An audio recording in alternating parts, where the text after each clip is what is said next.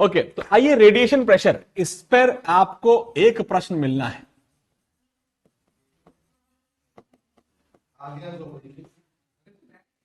अबे याद है बच्चों प्लीज, अगर हम रेडिएशन प्रेशर की बात करते हैं तो पहले हमें थोड़ी रेडिएशन के बारे में बात करनी पड़ेगी, जो क्लास 11th में पढ़ा था, लेकिन किसको याद होगा भगवान जानता है। तो हमने कहा देखो जी, मान लो एक सरफेस है, any surface, generally it is metallic, लेकिन हम कोई सी भी सरफेस ले सकते हैं। अभी हम बोलते हैं मेटालिक है, ओके सर। मान लेते हैं यहां पर आपके पास रेडिएशन आता है, तो ऑब्वियसली जब वो आ रहा है तो किस फॉर्म में आ रहा है? वेव फॉर्म में आ रहा है। तो वो आपके पास वेव फॉर्म में रेडिएशन पहुंचा, बहुत बढ़िया। इसको भगा दे, अनन्या को बोल भाग यहां से। रेडिएशन इस फॉर्म में आया, ठीक है भाई। ध्यान दीजिएगा, जब कोई रेडिएशन आती है तो उसके पास एनर्जी होती है। जब कोई रेडिएशन आती है तो उसके पास क्या होती है? एनर्जी होती है। That energy can be converted or that can suffer 3 types of process. It can be first known as, मान लो Q एनर्जी आई, कितनी एनर्जी आई? Q एनर्जी आई, मान लो कुछ अमाउंट ऑफ एनर्जी एब्जॉर्ब हो गई, जिसको हम बोलते हैं QA। क्या हो गई? QA। Normally there will be no transmitted energy, because हम यहां पर ओपेक बॉडीज की बात कर रहे हैं और ये ट्रांसमिशन नहीं होगा। There can only be 2 phenomena that can happen with the incoming ray या energy. It can either be absorbed or it can be either be reflected. Only these 2 things can happen. It cannot be transmitted obviously. ये अपने through से transmit नहीं करेगा। जो energy आई वो हमेशा QA और QR के फॉर्म में होगी। कोई रॉकेट साइंस तो नहीं है। अगर ये मेटालिक सरफेस प्योरली पॉलिश्ड हो जाए, एक्सट्रीमली पॉलिश्ड हो जाए, तो पूरा का पूरा एनर्जी रिफ्लेक्ट हो जाएगी। अगर ये जो सरफेस है बहुत डल हो जाए तो पूरी की पूरी एनर्जी क्या हो जाएगी? एब्जॉर्ब हो जाएगी, कुछ भी रिफ्लेक्ट नहीं होगा। एंड देयरफॉर ये दोनों चीजें हमें पता होनी चाहिए, इंपॉर्टेंट है। तो यहां पर हम 2 टाइप की पावर डिफाइन करते हैं। पहले बोलते हैं एब्जॉर्प्टिव पावर। क्या बोलते हैं? Absorptive power. हाँ बेटा, ये बहुत इंपॉर्टेंट यहां पर होगा, क्योंकि एब्जॉर्प्टिव पावर डिफाइन करेगा कितने फोटोन एब्जॉर्ब हो गए। एब्जॉर्प्टिव पावर को हम छोटे a से डिनोट करते हैं, it is QA by net energy. फिर आती है रिफ्लेक्टिव पावर। क्या आती है बेटा? रिफ्लेक्टिव पावर, और इसको हम डिनोट करते हैं छोटे r से। छोटा r और कुछ नहीं, QR बाय Q है। नोट करने की बात है कि भैया जी a प्लस r की वैल्यू हमेशा 1 होगी। a प्लस r की वैल्यू हमेशा क्या होगी? 1 के बराबर होगी। मतलब उसमें ट्रांसमिटिव पावर नहीं आ सकता, ट्रांसमिशन टाउ, लेकिन बेटा ट्रांसमिशन इसमें होगा ही नहीं, इसलिए यहां पे ट्रांसमिशन वाला पार्ट हटा दिया गया है, जरूरत नहीं है। और ऑनलाइन वालों, मेरे बच्चों, सबको समझ में आ गया कि नहीं आ गया? ऑनलाइन वाले प्लीज बोले। ठीक है, अब हम क्या करते हैं, हम डी ब्रॉगली अंकल से बात करते हैं और उनसे पूछ के आते हैं भाई क्या बोला आपने। तो उन्होंने कहा भैया जी, डी ब्रॉगली अंकल ने बोला, लिखिए, by de Broglie's observation. De Broglie's observation क्या था?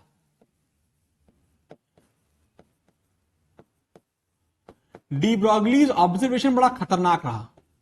उन्होंने कहा यार कोई नई चीज नहीं बता रहा हूं, ये सब न्यूटन अंकल, हाइगन अंकल बता चुके हैं, लेकिन मैं इसको अलग तरीके से बोल रहा हूं।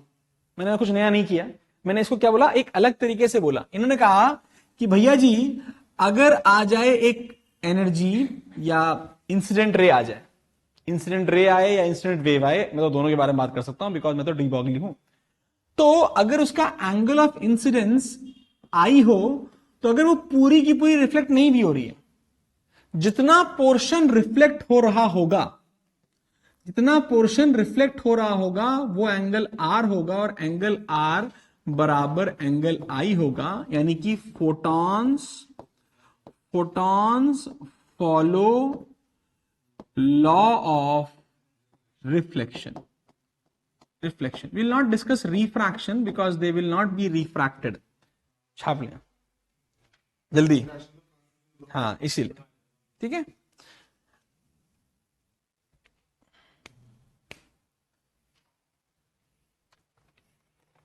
शुरू करें कहानी? आइंस्टाइन के साथ, बाद नहीं, साथ। अब बेटा क्या हुआ, उन्होंने कहा भाई मेरा कहानी हो गई, अब चलो सीधा आ जाओ रेडिएशन प्रेशर की बात करते हैं। तो हम बहुत सिंपल केस से शुरू करेंगे, 5 प्रश्न करेंगे। सबसे सिंपल प्रश्न अगर आपको आता है तभी आप सेकंड पे जा पाओगे, तभी थर्ड पे जा पाओगे, तभी फोर्थ पे जा पाओगे, और पांचवा तो फिर जय श्री राम हो जाएगा, मस्त वाला है। लेकिन है सब कुछ बहुत सिंपल बेसिक फिनोमेना से। तो पहला प्रश्न, पहला केस, तो हम इसको प्रश्न के माध्यम से ही पढ़ सकते हैं, और मैं तो इसको केस के माध्यम से पढ़ाऊंगा। केस 1, हुआ क्या, एक सरफेस है, इस सरफेस का एरिया मेरा ए है। कितना है सरफेस का एरिया? ए। और इस पर आ रही है कौन? रेज। कौन आ रही है इस पर? रेज या वेव, जो भी मान लो। और ये सारी की सारी वेव्स, रेज जो भी हैं वो एब्जॉर्ब हो रही हैं, यानी जो एब्जॉर्प्टिव पावर है वो कितनी है? 1 के बराबर है। जो वेव्स आ रही हैं उनकी इंटेंसिटी आई है, उनकी वेवलेंथ लैम्डा है। बोलो मेरे बच्चे, एब्जॉर्प्टिव पावर की वैल्यू क्या है? 1 है। यानी कुछ भी ट्रांसमिट तो होगा ही नहीं, कुछ भी रिफ्लेक्ट नहीं हो रहा। That is very very very very important. फंडा क्लियर? अब लिखिए, फाइंड पहला the number of incident, number of photons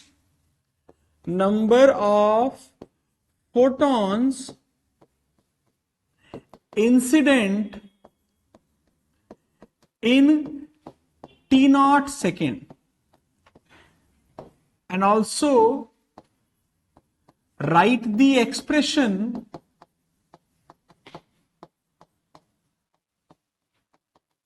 for t0 बराबर 1 सेकेंड।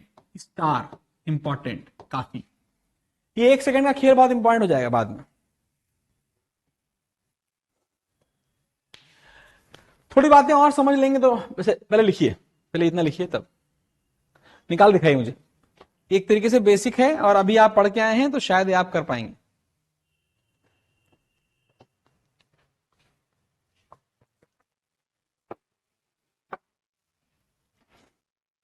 और अभी क्लास चली मेरी।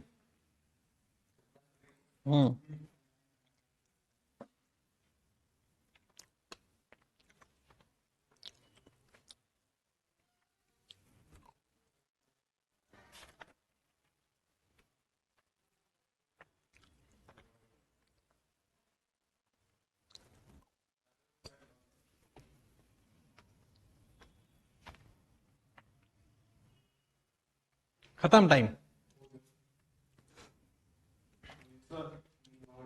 निकाल दिया। एन सही है, एकदम सही है। हमने पढ़ा है इंटेंसिटी की वजह से जो एनर्जी आएगी उसका फॉर्मूला क्या होता है? एनर्जी का फॉर्मूला होता है intensity into time into area. Intensity I है, टाइम t0 है, एरिया a है, एनर्जी है NhC बाय लैम्डा, यानी n की वैल्यू t0 टाइम के लिए IA लैम्डा बाय HC है इंटू t0। बुलाया तो n फॉर 1 सेकेंड, इंपॉर्टेंट भी है, कितना आ गया? AI लैम्डा बाय C, डब्बा, HC डब्बा हो गया पूरा। नाउ अच्छा जी, ये जो फोटोन आए, क्या इनके पास मोमेंटम भी है? What is the initial momentum of the photon? 1 photon. For 1 photon what is the initial momentum? बताओ जरा। h by lambda, very good. What is the final momentum? 0, because वो आकर के एब्जॉर्ब हो गए तो अंडा हो गया। तो what is change in momentum? Delta P का मॉड बताना है बस। कितना आ गया? h बाय लैम्डा आ गया। डेल्टा पी का मॉड कितना आ गया? h by lambda. सबको आया? फाइनल माइनस इनिशियल कर दे और उसका मॉड निकाल ले। केवल मॉड वैल्यू चाहिए, बिकॉज हम फोर्स की डायरेक्शन निकालना नहीं चाहते। अभी हम केवल फोर्स की, क्योंकि बेटा फोर्स की डायरेक्शन होती होगी, प्रेशर की डायरेक्शन तो वेल डिफाइंड है, परपेंडिकुलर टू दी सरफेस, तो हमेशा परपेंडिकुलर टू सरफेस ही आने वाली है। तो हमने कहा डेल्टा पी आ गया। हाँ जी आ गया, बढ़िया है जी। हमने कहा व्हाट इज फोर्स? वैसे अबे ऐसे क्या हो गया? अच्छा, तो हमने कहा भाई व्हाट इज फोर्स? फोर्स का फॉर्मूला हर बच्चा जानता है, इट इज dp बाय dt। तो एवरेज फोर्स का फॉर्मूला जो होता है वो आता है delta p by delta t। तो एवरेज फोर्स पर second in 1 second will be delta p. मेरे बच्चों yes or no? That is equal to what? h by lambda. Average force कितनी आ गई? h by lambda. Star star star छापें, लेकिन ये किसके? एक फोटोन की. एवरेज फोर्स पर सेकेंड पर फोटोन ये हो गई. तो एवरेज फोर्स पर सेकेंड फॉर n फोटॉन्स कितनी हो जाएगी? n lambda by h. आसान है या मुश्किल है बेटा? देखो, एक फोटॉन का change in momentum h by lambda है पर सेकेंड, तो n फोटॉन्स का पर सेकेंड कितना हो जाएगा? n, अरे उल्टा है, n h बाय लैम्डा. ये आगे कि नहीं आगे? हमने कहा भैया ठीक है, तो number of photons per second कितने हैं? n की वैल्यू कितनी थी? निकाल रखी है, i a lambda by H c. ये पर सेकेंड का है, यानी फोर्स, एवरेज फोर्स पर second will be what? i a lambda by H C into h by lambda. कुछ कट रहा है? क्या बच गया? i a by c. यही है ना? बोलो. तो एफ एवरेज पर सेकेंड को अगर हम एरिया से डिवाइड कर दें तो आ गया I by C.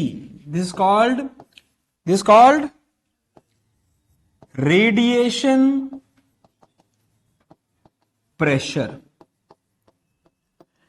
For case 1. Case 1 का रेडिएशन प्रेशर छापिए.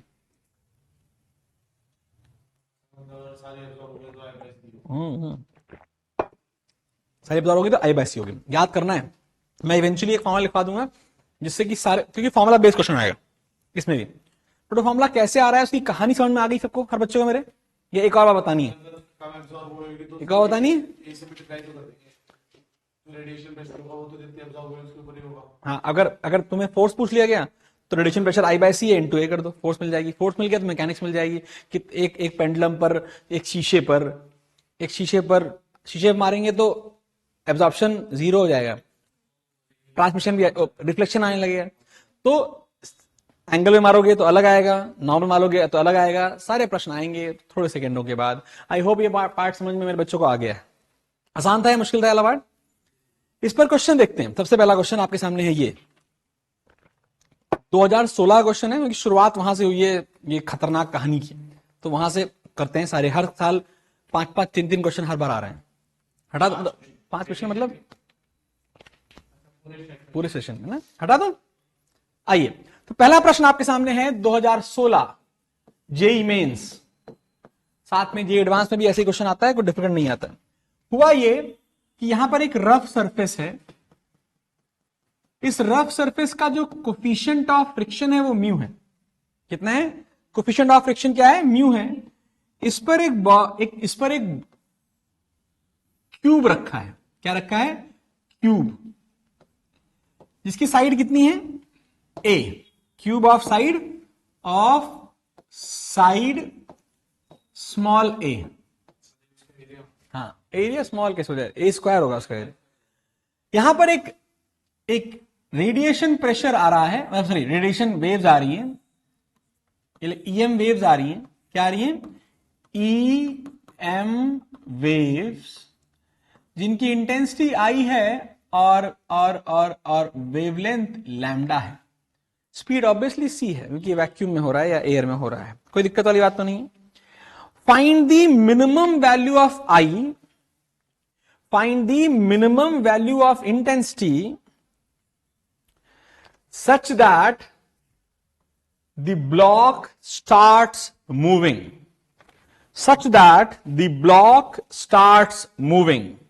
ध्यान दीजिए, बढ़िया क्वेश्चन. बहुत मारूंगा, करो जल्दी करो.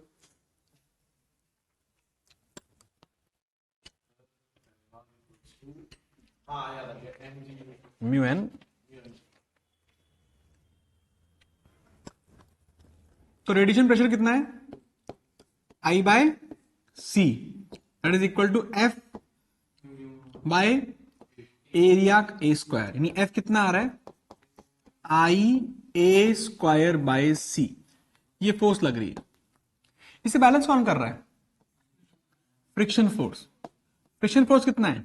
Mu m ji.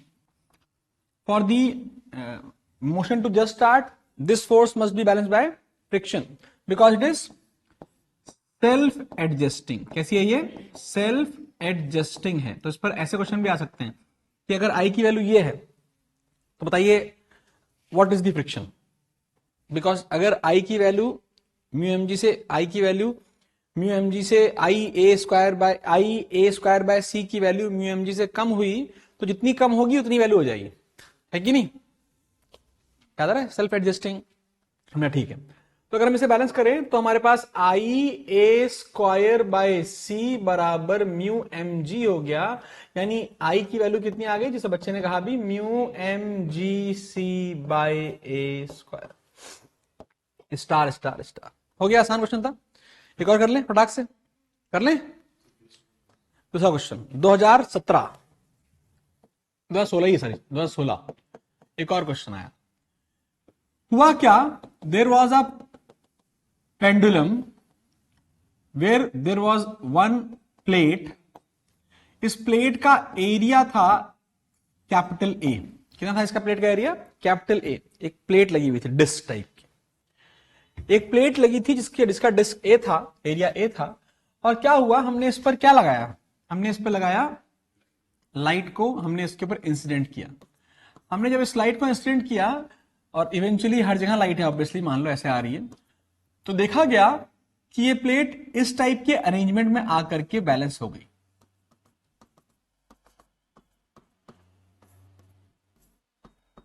Find angle theta in equilibrium. It is I, it is lambda. There is complete absorption. Absorption कितना है? ए वैल्यू कितनी है? 1 है। फटाफट लिखें please. Good good good.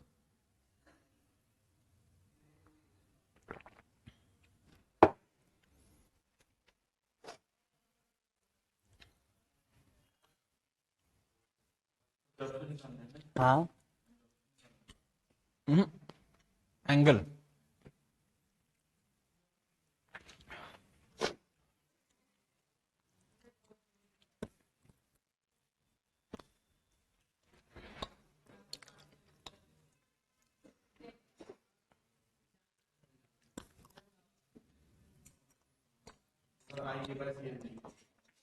I A by C M G. सही आंसर।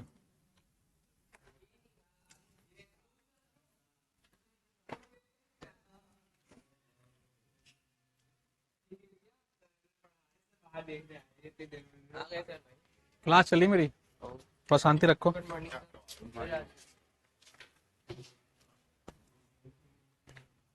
हाँ भाई, आसान क्वेश्चन है। पहले फोर्स निकाल लो। What is the radiation force? F R की वैल्यू कितनी है? I by C into A. Force कितनी है कि नहीं है? बोलो यार।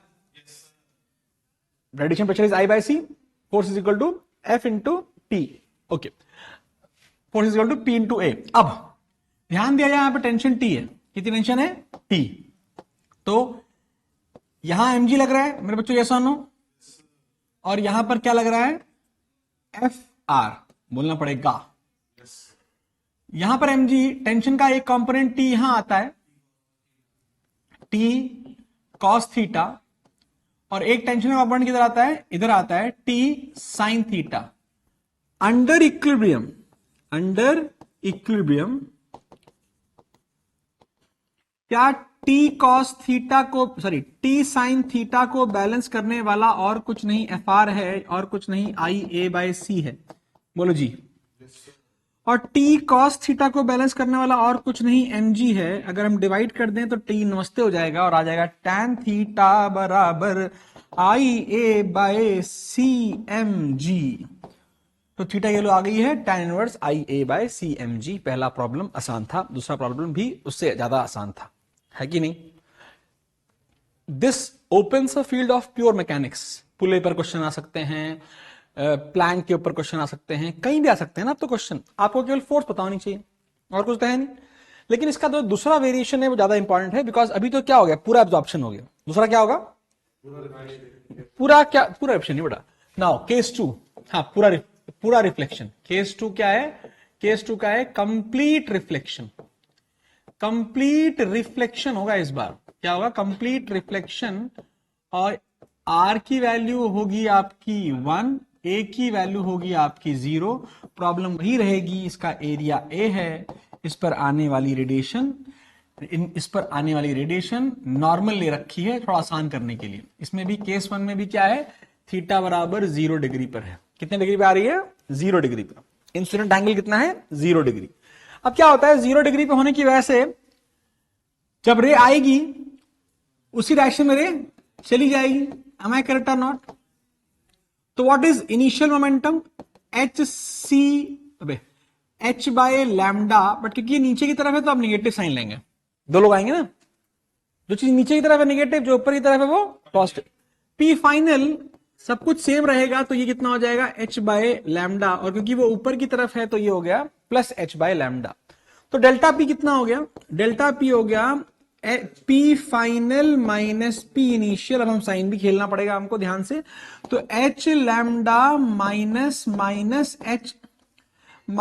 H by lambda, it is equal to 2h by lambda. ध्यान देने की बात है, एफ एवरेज पर सेकेंड और कुछ नहीं डेल्टा पी के बराबर होता है। अरे बोलो yes. Into number of photons के बराबर होता है। Number of photons in 1 second के बराबर होता है। यस और नो? नंबर ऑफ फोटॉन्स का फॉर्मूला अब तो तुम्हें याद हो जाना चाहिए। एन का फॉर्मूला क्या है? I A H C by lambda, I A lambda by H C. याद हो गया क्या ये 1 सेकंड का फॉर्मूला? और रख देते हैं फटाफट। तो डेल्टा पी कितना है? 2h बाय लैम्डा, और ये है I A lambda by H C. H ने एच को मार दिया, लैम्डा ने लैम्डा को मार दिया, तो 2IA बाय सी। तो इस केस में बहुत सिंपल हो गया ना मेरे बच्चे। आई एवरेज कितना आ गया? सॉरी, एफ एवरेज पर area, that is called nothing but pressure. क्या है ये? Radiation pressure. कितना आ गया बेटा? वैल्यू कितनी हो गई? Just double of what? Just double of what happened was with the absorption में आई बाय सी थी, इसमें 2I बाय सी हो गई। सर आप जो क्वेश्चन करा रहे हो उनकी पिक्चर ग्रुप पर भेज देना प्लीज, अभी भेज दूंगा। थोड़ा फास्टी फास्टी कर लें हैं? 5 मिनट को रोक दूंगा, सालों करना क्या है। ठीक है, चले आगे, बड़ा करना है इसको। अभी तो एक केस और रह गया, इस पर क्वेश्चन बाद में करते हैं। केस करा ले थर्ड वाला, फिर तो फॉर्मूला, अब तो फॉर्मूला रखना है बस। थर्ड केस क्या होगा? हाँ, एब्जॉर्प्शन और रिफ्लेक्शन दोनों साथ में हो जाए। तो केस 3 ट्राई करने की कोशिश करो थोड़ा सा। सर इसमें करना है कि सर फोर्स इंटेंसिटी को ए से मल्टीप्लाई करके उसमें दोनों निकालनी पड़ेगी। वेरी गुड, आओ देखते हैं क्या। तो केस 3 इज वेरी इंपॉर्टेंट, जोरदार केस है। इस केस को पढ़ लिया तो लाइफ मस्त है। इसके बाद एक केस और आता है बस। अभी अभी केवल इंसिडेंट एंगल हमेशा क्या है? 0। बट इन क्या वेव एंगल पे भी आ सकती है, तो खेल वहां भी आ जाएगा, परेशान मत हो।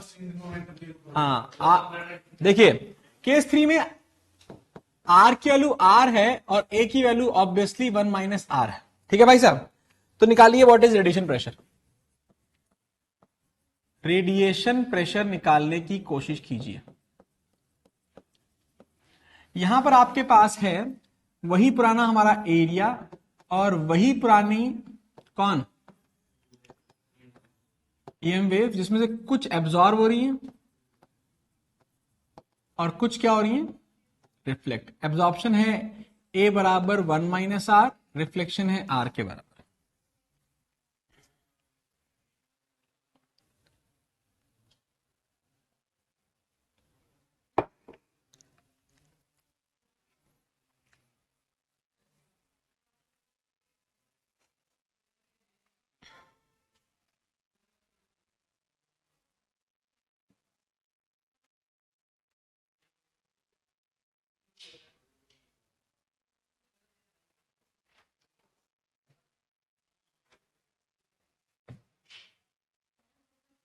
सर तो हैं लेकिन क्लास चल रही है मेरी अभी।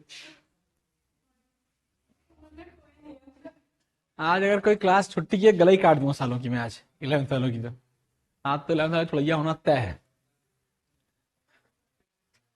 आज मैं डंडे बजाऊंगा जो छुट्टी पे होंगे उनके घर जाके। नहीं नहीं, हिम्मत करो। हाँ हाँ, बहुत आराम से, कोई एजम्पशन नहीं, बहुत सिंपल क्वेश्चन। बेटा एफ एवरेज क्या है? एफ एवरेज और कुछ नहीं, डेल्टा पी ऑफ 1 सेकेंड है। बोलो यस और नो। अबे ओ चुप रहो, ये यूट्यूब पे जानी है, बताओ। अबे ओ शांत रहो जरा, अभी तोड़ो सबको मैं लाइन से। डेल्टा पी 1 सेकेंड का निकालना है भैया, लेकिन डेल्टा पी 1 सेकेंड में केवल केवल रिफ्लेक्शन होगा या दोनों चीजें होंगी? तो भैया यानी कि डेल्टा पी 1 सेकेंड किसका? रिफ्लेक्शन का, प्लस डेल्टा पी 1 सेकेंड किसका? एब्जॉर्प्शन का। हाँ कि ना? बोलो यार। डेल्टा पी रिफ्लेक्शन का, डेल्टा पी एब्जॉर्प्शन का। रिफ्लेक्शन का डेल्टा पी अगर आपको थोड़ा सा याद आ रहा हो तो क्या आ रहा था? 2IA/C आ रहा था, नहीं आ रहा था? और डेल्टा पी एब्जॉर्प्शन का आ रहा था IA/C प्लस। लेकिन अभी ये एक फोटोन का है। किसका है ये? ये है 1 फोटोन का। ये भी किसका है? 1 फोटोन का। कौन है? जल्दी करो यहां तक। कोई बात नहीं, सबसे सही तरीका होता है। रुक जाए एक मिनट। हेलो, गुड मॉर्निंग जी मैम, बताइए। मैं अभी क्लास दे रहा हूँ, मैं आपको कॉल बैक करूंगा इस नंबर पे। ठीक है, ओके मैम। बोल क्या हुआ?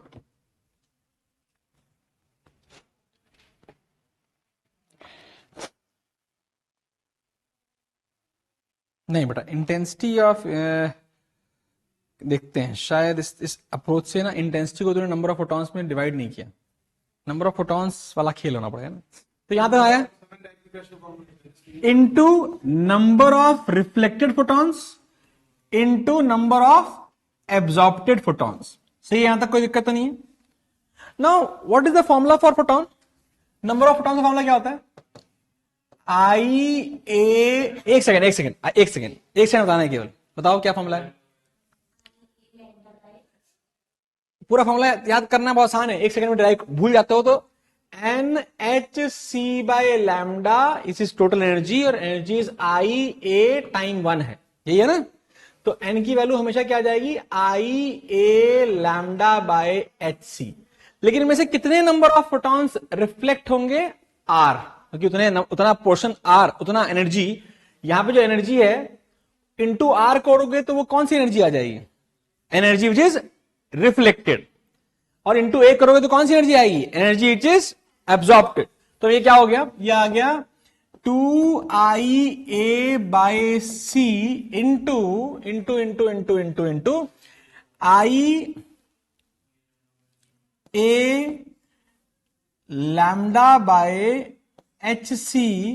अभी कुछ गड़बड़ हुआ क्या? कुछ गड़बड़ हुआ? मैंने मैंने डेल्टा पी रखा हुआ है, और डेल्टा पी रखा है तो डेल्टा पी, ये डेल्टा पी तो लिखा है, हमें फोर्स निकालना ना, फोर्स। तो देखो ये क्या पार्ट है? This is what part? This is the part of the change in momentum पर फोटोन है, और नंबर ऑफ फोटॉन्स निकालना है। तो अब आई 2 बार आएगा, कोई बात नहीं, आने साले। आई की वैल्यू कितनी आ रही है? आई की वैल्यू आ रही है, एन की वैल्यू कितनी आ रही है? अच्छा, ये जो मैंने एन रख दिया है ना ऑलरेडी, मेरे ख्याल से ये एन रखने के बाद आता है, ये एन रखने के बाद आता है। तो एन रखने के बाद आता है, यानी केवल आर रखना पड़ेगा और कुछ नहीं। यहां केवल आर रखना पड़ेगा, एनआर नहीं। ये जो फॉर्मूला आता है वो कब आता है? एन रखने के बाद। हमने कहा थोड़ा सा और डिटेल में चले जाते हैं, एक स्टेप और लगेगा बस। हाँ, एक काम करते हैं ना, एक और स्टेप ले लेते हैं, गलती नहीं होगी। तो हमने कहा भाई 2 डेल्टा फोटॉन कितना आता है हमारा? 2h/λ into I A lambda by H C into R plus h by lambda into I A lambda by H C into 1 minus R. ठीक है, अब जो कट रहा है काट दो फटाफट। लैम्डा लैम्डा को h से h को जो जो कॉमन निकल रहा है आई ए बाय सी, तो यहां क्या आ गया 2r, 2r बेटा 2r, और यहां क्या बच गया प्लस 1 माइनस आर, है ना? यस, तो कितना आ गया I A by C 1 plus R, 1 plus R is my F average.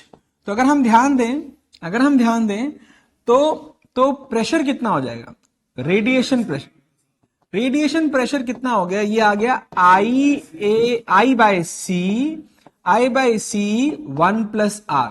अब अगर आर 0 हो जाए तो प्योर अब्जॉर्प्शन होता है, आई बाय सी आता है। अगर आर 1 हो जाए तो 2 आई बाय सी रहता है। तो ये बेसिकली थर्ड जो है वो 1 और 2 का क्या आ रहा है, कॉम्बिनेशन। आसान है मुश्किल? तेरा आंसर ये आ रहा था, अलग आ रहा था? देखा बेटा, तूने सीधे इंटेंसिटी पे तोड़ दे। हाँ ठीक है, इंटेंसिटी से भी तोड़ कर सकते हैं। तूने नंबर ऑफ फोटॉन्स की बात ही नहीं करी, तूने इतना इंटेंसिटी ऑब्जॉर्व हुई। ठीक है, ठीक, एकदम सही है। यहां तो कोई रॉकेट साइंस नहीं है, सब बच्चों को आगे मेरे। अब हम क्या करते हैं, इस पे क्वेश्चन हो गया, चौथा क्वेश्चन, पांचवा। अब आना है थीटा पे। तो मैं आपको होमवर्क के तौर पर दूं ट्राई करने के लिए, तो थोड़ा मजा आएगा। तो केस नंबर 4 को क्वेश्चन के फॉर्म में लिखते हैं। केस नंबर 4 को हम क्वेश्चन के फॉर्म में कैसे लिखते हैं, r इज इक्वल टू या मेरे बच्चे डर जाएंगे r is equal to r पे, रहने दो। a इज इक्वल टू 1, ठीक है, r is equal to 0। Angle of incidence क्या है इसका, एंगल ऑफ इंसिडेंस कितना हो गया, थीटा है। केस 4 में कुछ और नहीं, केस 1 विद थीटा है। केस 1 में क्या था, नॉर्मल आया था, इसमें क्या है, थीटा पे। तो भैया रेज आई, किस पर आई, थीटा पर आई, और क्या हो गई, एब्जॉर्ब हो गई। क्या हो गई, फर्क पड़ेगा ना? हाँ, तो एकदम कंपोनेंट की बात, एरिया जो निकालते हैं, याद करो बीम का एरिया होता है, एक कॉस थीटा आएगा, कहानी आएगी। तो अब आपको करना क्या है, होमवर्क के तौर पे कल ही कर देखूंगा मैं, ठीक है। केस 4 में, केस 4 केस 1 है, केस 5 केस 2 है थीटा के साथ, और केस 6 बाप ऑफ ऑल केस।